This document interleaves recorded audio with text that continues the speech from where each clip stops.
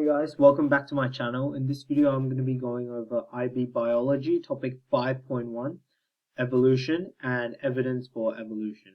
But more so, I'm going to be introducing you guys to the idea of evolution. Evolution can be defined as the change in the allele frequency within a population's gene pool over consecutive generations. So let's dissect this definition right here. So we have allele frequency changing. So alleles are the different versions of a particular gene, right? So the allele for hair color, you could have black hair, you could have blonde hair, you could have brown hair, etc. Now the frequency of alleles refers to how often these alleles are present in a population. So if you look at Asia, the allele frequency for hair would be much more favorable towards black hair because most people there have black hair. Whereas maybe in countries like Australia, there could be an even split due to blonde hair being prevalent. And so this allele frequency of a population of group of members of the same species living together and interbreeding. So this allele frequency, the proportion can change in this particular group we're looking at. And over generations means that this is something that happens not at once. It's not like in Pokemon where you have a Charmander evolve into a Charmeleon and then Charizard. It's more that you have, it's not an individual level evolution. It's more of a whole population thing. You don't have individuals who evolve. So humans did not evolve. Humans, you and I, we did not just evolve from apes. We are, it's our whole human population that actually evolved from apes. So the types of evidences for evolution are one, being the fossil record, which is the complete set of all fossils in the world. So this could be fossils that are discovered and not discovered. And this forms evolution due to, you can see evidence for evolution in form of homologous structures and analogous structures. So homologous structures have emerged due to having a same homologous, meaning relation. So homologous structures are structures that are similar in seemingly different organisms, and that is due to them sharing a common ancestor. Whereas analogous structures are features that are similar in unrelated animals, not because they have a common ancestor, but because these two different lines of animals actually evolved to have particular favorable characteristics, like some types of, say you're living underwater, and some of the good characteristics are having fins to be able to swim. So some organisms could have fins, because two organisms could have fins does not mean they necessarily are homologous and have a common ancestor. They could be that they had different ancestors, and the structures simply evolved over time because the fin structure is favored by natural selection. We'll more on that later. Here for considering the evidence for evolution is selective breeding. So selective breeding is very common with dogs. So the rapid nature of the change and the stark differences between domesticated pet dogs and wolves in the wild suggest that evolution can happen. So this is evidence for evolution. No talk about evolution is complete without talking about natural selection. So natural selection, let's dissect what this word means. Natural relates to nature, and selection means choosing some but not others. So natural selection, it is the mechanism of change of evolution whereby favorable characteristics that increase fitness or the survivability of organisms are selected for, and other characteristics are selected against. So due to natural selection, what happens is favorable traits become more and more common as time goes by. So, for example, some members of a species survive due to them having resistance to certain things, such as bacteria. Bacteria have resistance to certain antibiotics, and after antibiotics have, sorry, that's actually artificial selection. That's an example of, okay, so let's go with artificial selection first. So, artificial selection, an example of that is when an external force is selecting something. So Selective breeding is a form of artificial selection as well, but this one is bacteria are an example of artificial selection because when you, with the use of antibiotics, bacteria that are non-resistant, which most of them are going to die, right? But then the resistant ones are going to survive, so they're more likely to reproduce and proliferate. So they're favorable. Their characteristics are more favorable because they're better able to survive, better able to reproduce. Eventually, the resisted strain becomes more and more common. Now, natural selection, an example of this is generally the moth example, the moths in England. So in England, in the Industrial Revolution, there was more and more coal smokestacks that were being developed, and there were these trees called lichens, and these lichens were like white trees. But then these white trees became covered in soot from the coal factories, and because of this, the white trees became darker. And there were two types of moths. So the moth of the same species, they were either black or white. So initially, because the lichens are white, the white moth was able to blend in with the surface of the lichen and is less likely to be spotted by predators. However, its pigmentation cannot change, but the color of the trees changed with the buildup of soot. The trees became darker. And with the trees becoming darker, what happened was the white ones could be seen better, and they were eaten more by predators, so they died quicker. So they had lower fitness because of the environmental change. Now, previously there were natural selection. Previously there were lots of white, but little black in the population.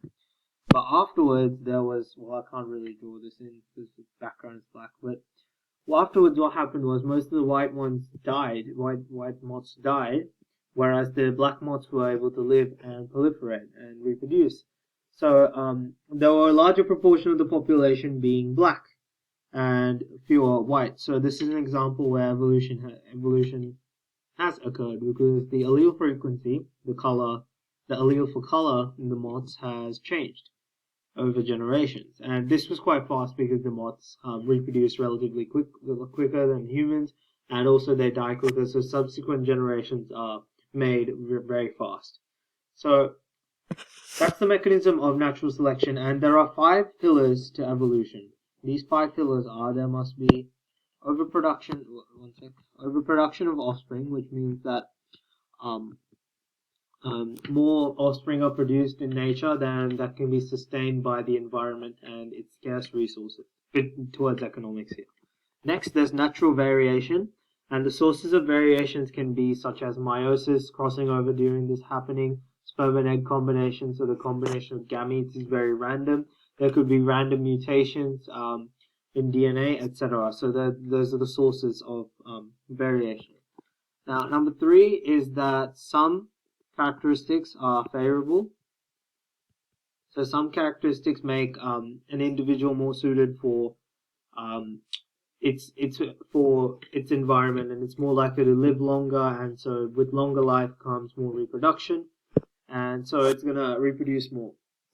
And number 4 is when selection and adaptation happen. So individual species of a population with the favorable characteristics are going to reproduce more and then pass on. So so far we have a reproduction of offspring, natural variation, and some characteristics are better than others.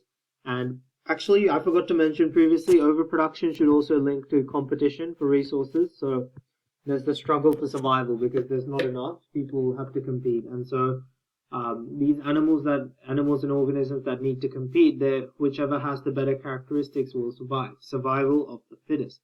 So overproduction of offspring and competition. We have natural variation in the produced offspring. Some characteristics are more favorable than others. Then these characteristics are selected, and some of these become adaptations that are passed on to these offspring. And eventually what we have is evolution. So those are the 5 pillars of natural selection and evolution. So evolution, we said earlier, change in allele frequency of populations, change in the allele frequency of a population's gene pool over successive generations. Gene pool is just the sum of all genes. Okay, now let's do an extended response question. Here is the 7-marker I found from an IB past paper. Explain how evolution occurs and which factors can cause the process to be rapid. Okay, so there are two parts to this. So the evolution part and the process to be rapid part. I didn't really cover the process to be rapid part as well, but I'll cover that in the response. So it's not normally assessed with alongside the evolution. Generally, questions will just ask you what evolution is and to explain. It doesn't really ask about this, but yeah, let's go. So first, we're going to start off with the definition of evolution. So evolution is a change in heritable characteristics of a population due to a change in the allele frequency of population's gene pool, that's meant to say pool, over successive generations. It's useful to start answering a question with a definition of a key term because that's generally a mark point. Next, I explain natural selection. Natural selection is the mechanism by which evolution occurs.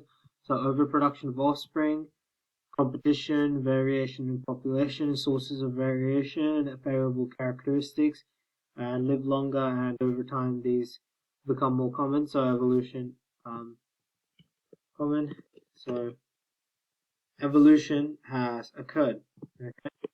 Now the next part of this question is going to be involving answering the part where it says which factors can cause the process to be rapid. So I know that rapid evolution is also called punctuated equilibrium, and this is the idea that evolution generally happens rapidly following a certain event that causes change. So with our moth example, the change was the Industrial Revolution and the change in the color of the lichens. So because of that, there was an evolutionary change, and it wasn't like over time. So the opposite of this one is something called gradualism, which is the idea that evolution occurs in slow steps and over time, and it's like a step-by-step thing. So it's gradual, and that's not really the case with what happened in the moth example, because the black trait was not becoming more common over time. It just happened after an event. So as another thing, we can talk about how artificial selection can also hasten evolution. So because that's one of the things we discussed earlier, how it's evidence for evolution, the rapid change in characteristics. So because we select certain variable traits to reproduce, and we can control that much better than chance in nature. Artificial selection is one of the processes that can make evolution faster. Yeah, other than that, I don't think there's anything much I would add to this question. So that's 7 marks. So let's see how we went. We have point number 1, evolution is the change in heritable characteristics. We got that. Natural selection causes. Yep, we got this, we got this. We got this, we got this. We didn't really get that point. So far we've got 6 points already. Reproduction, produce, adapted, better, survive. We sort of got that. Characteristics part, we didn't get that. Allele frequency, we got that. Environmental change stimulates, we didn't get that. We didn't give an example. Oh yeah, I also forgot to mention, generally providing an example in a question in IB is then very good for our next extended response. That goes for all your other subjects as well. So far we've got 8 and 9 points. So 9 points, 9 mark points we've hit. Of course, it's out of 7, but that means we do hit those 7 points. So that's going to be it for this video, guys. If you enjoyed and learned something new, please don't forget to like and subscribe. It really helps out the channel, especially because this channel is quite small. And again, if you guys have any recommendations for any topics you want me to cover, I can cover them for you. Just leave a comment and I'll be sure to get onto it. So other than that, hope you guys enjoyed. See you later.